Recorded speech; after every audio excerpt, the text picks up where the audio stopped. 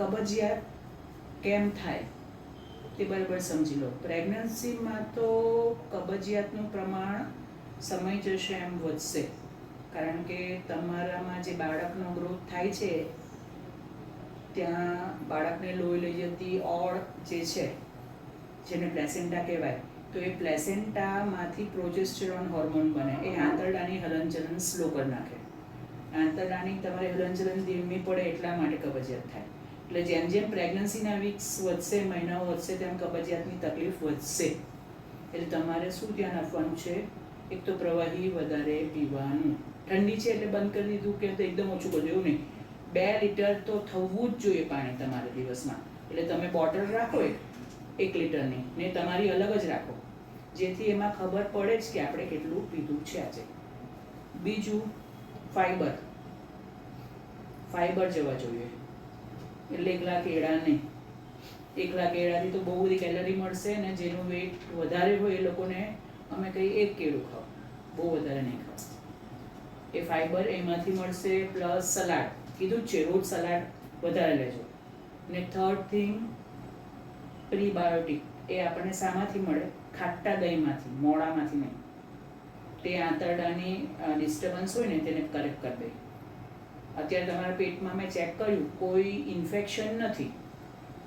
ઘણીવાર આપણને મરડાની અસર થાય ને તો પણ આપણો કબજિયાત થાય, પણ એવું નથી.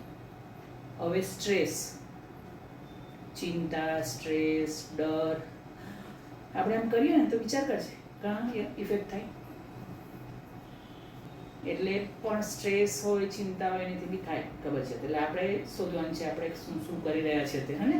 એટલે જ મેં તને કીધું કે ચિંતા કાઢી નાખજો, આનંદમાં રહેજો. લોકોને એવું લાગે કે સૂંઠ ગરમ પડે પ્રેગ્નન્સીમાં, પણ અમે એવું નથી માનતા. સૂંઠ એ છે ને તે મોટિલિટી રેગ્યુલેટર. મોટિલિટી એટલે આંતરડાનું હલનચલન છે ને વ્યવસ્થિત કરે, એ થોડી સ્પીડઅપ કરે.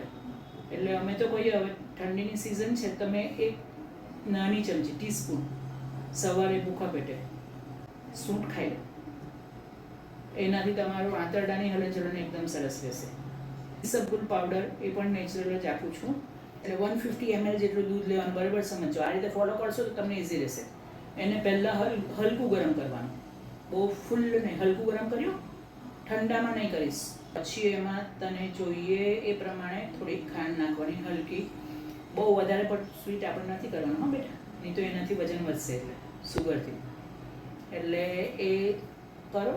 પછી એમાં 2 ટેબલસ્પૂન ઇસબગુલ પાવડર નાખવાનો, નાની નહીં, મોટી ચમચી. બરાબર? એ ઇસબગુલ પાવડર નાખ્યો પછી એને તરત હલાવી દેવાનું અને પછી પી જવાનું. જો ઇસબગુલ નાખ્યો છે, જોયા કરશો તો ગાઢું થશે, ને ગાઢું થશે તો પછી પીવામાં એમ કે બેને તો રગડો થઈ ગયો, તો હા સ્વેલ થાય ને એટલા માટે. ને ત્યાર પછી એની ઉપર અડધો ગ્લાસ, પેટમાં જગા હોય તો અડધો ગ્લાસ પાછું પાણી પી લેવાનું.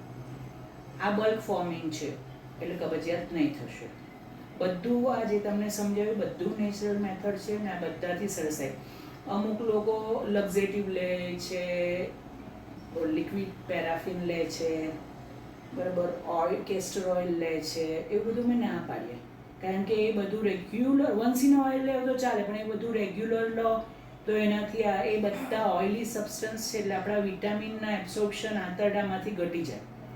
એટલે એની વિટામિનની ડેફિશિયન્સી તમને પણ થાય, તમારા બાળકને પણ થાય. એટલા માટે ઇસબગુલ ઇઝ સેફ. ને બીજું, થોડી એક્ટિવિટી, વોક, હળવું થવું જ જોઈએ, તો તમારા આંતરડાની હલનચલન બરાબર રહે, ગેસીસનો પ્રોબ્લેમ ઓછો રહે. ખ્યાલ આવી ગયો?